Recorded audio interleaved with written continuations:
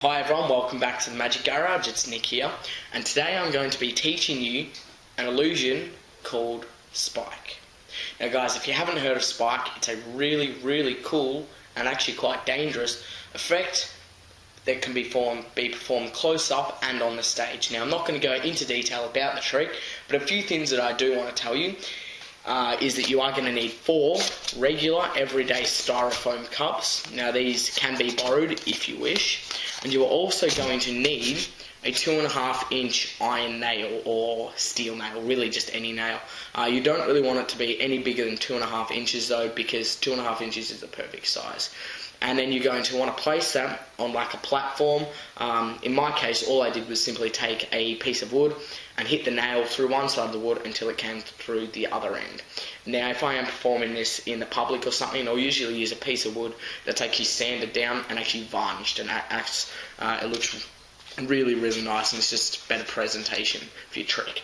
Now, I'm not going to be doing a performance of the Spike today because I actually need another participant from like the audience that can actually move the cups around while my back is turned, because that's how the trick works. And usually I would perform the trick to the camera, but I can't do that with this one. I don't have anyone else around at the moment to help me, so instead I'm going to leave a couple of links below the video in the video description that will be performances of Spike. So now we're going to go straight into the tutorial. Oh, and one more thing guys, just really be careful with this. You've really got to practice the trick until you're super confident with it, so you can almost do it with your eyes closed, because if you do mess it up guys, like you can with any illusion, you might actually end up with a nail through your hand, and nobody wants that, because apart from the fact that it's going to bloody hurt, you can end up with a hole through your hand. So yeah, anyway, that's just a tip to perform Spike. Really perform it until you're very confident with it. So now let's get straight into the tutorial guys, and I'll show you how this trick is actually performed. Hi guys, welcome to the tutorial for Spike. Now guys, Spike is actually, as hard as it looks, a really easy effect to perform. And it's also great because you can use borrowed items. Usually no one's going to have a nail lying around, so you need that, but you can use borrowed cups. Now the way Spike works guys is actually by memorizing the serial number on the cup that the nail is put under. Now no two styrofoam cups will have the same serial number. Every serial number on every styrofoam cup will indeed be unique. And that's what makes this trick so easy to perform. And you'll be surprised at the fact that no one actually realizes, because I mean, the serial numbers are quite easy to see guys. You'll be surprised at the fact that no one actually realizes the serial numbers. It's because they're too concentrated on what's under the cup, the nail under the cup, and your hands, so they're not actually looking at the cups to see if there's anything funny with them, which gives you a lot of cover and a lot of protection.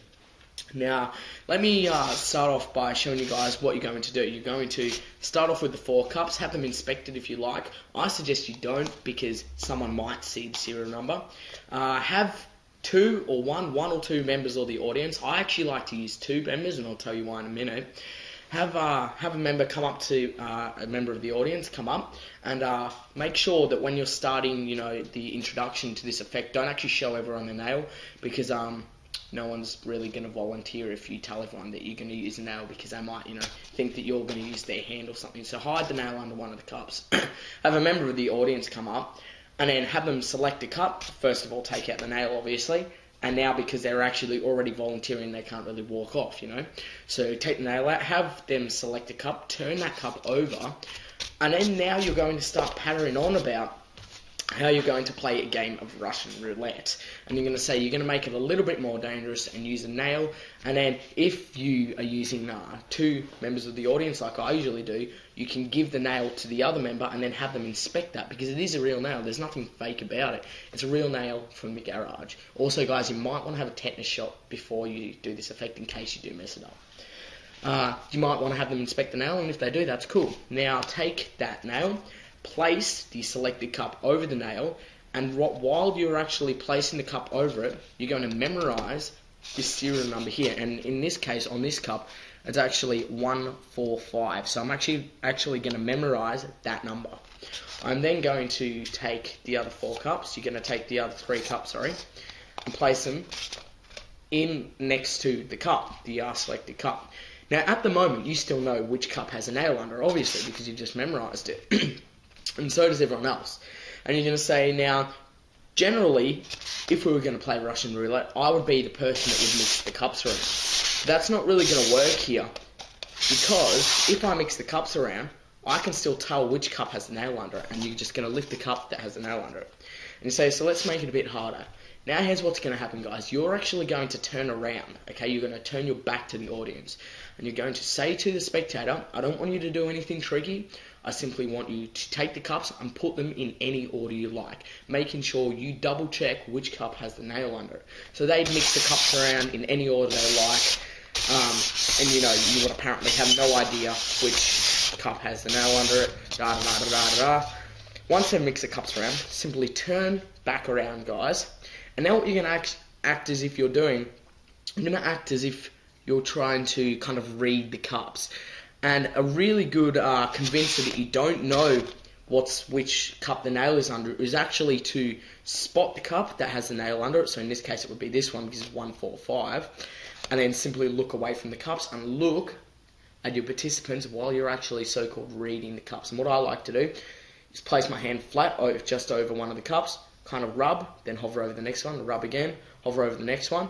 And then when I get to the cup that has a nail under it, I'll hover over it for a little bit longer, but not too much. Then go to the next one, and then kind of come back to that and kind of go to the next one, but then actually say, and that's when, as if you're getting a stronger and stronger feeling every time you hover over that cup. Everyone knows the nail's under there, so they're probably going to be freaking out.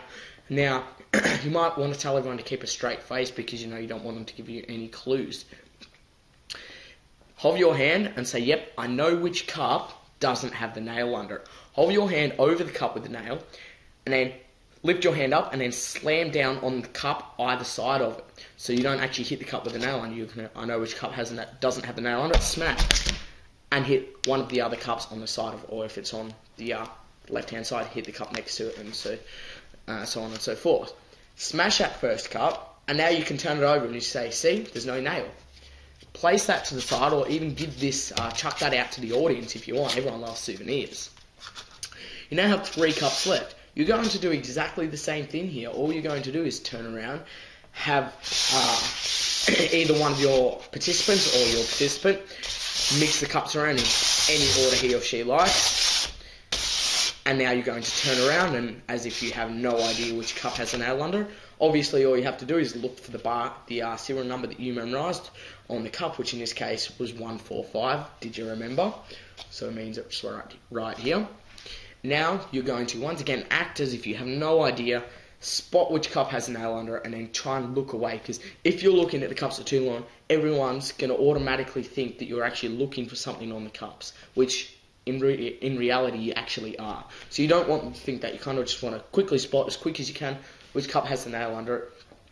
Make sure you're certain about it. If you're not, simply just kind of glance at them again, and then you go, and then, you know, once you're certain about it, look away, look at the audience, look at your participant.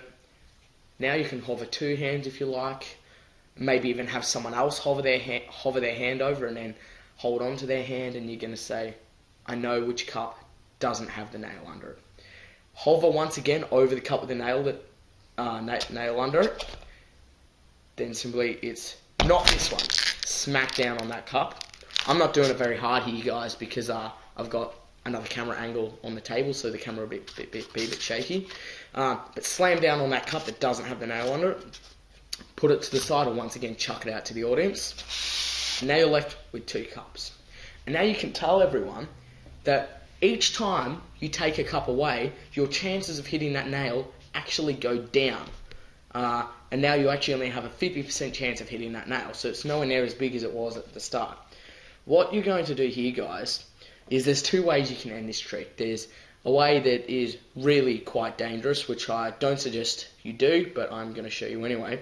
You can actually use your head to get rid of the last cup. And the way this works, you're going to ramble on about, you know, how the chance of you hitting the nail are actually less now, da da da da da da da. And then you're going to say that you're going to make it more dangerous because it's not dangerous enough now. You're going to turn your back around, have the audience move the cups to a selected part of the floor, which will be selected by you, have them mix the cups around, and now you can simply bash the last cup with your forehead. And now that's an alternative way you can end spike. But once again, guys, that is very, very dangerous, because if you do mess it up, you could end up with this through your forehead, and that is actually quite a life-threatening injury. Having a nail through your hand isn't, okay? So I don't suggest you do that, but that's just an alternative way to end it. Obviously, the other way you can end it would just be to simply wave your hand over. Obviously, turn around, have the spectators mix the cups, wave your hands over, same presentation as the last 2 times. Simply hover over the cup that has a nail under it, and then smack down on the cup that doesn't, and say, I knew that these 3 cups didn't have the nail under it, but I know, and so do you obviously now, that the last cup, under the last cup, remains your 2.5-inch nail. This, guys, the trick by itself, guys, spike, really isn't that entertaining. All you're doing is smashing cups. It's really the presentation that matters here. So you need to be able to present this trick and perform it very, very well to get a good reaction. And if you can perform it well, then you are going to get an amazing reaction. It's a nerve-wracking trick. People love it. I love it. You're going to love it. I guarantee you, spike really is an effect that hits hard. And it's also quite easy to perform. And as dangerous as it is, if you practice it enough, you should be able to perform it with very little risk. That, guys, is spike. I hope you liked it. It's cool that I've got 2 cameras now. So from now I'm going to be shooting with 2 camera angles. And I'll see you all later. Peace.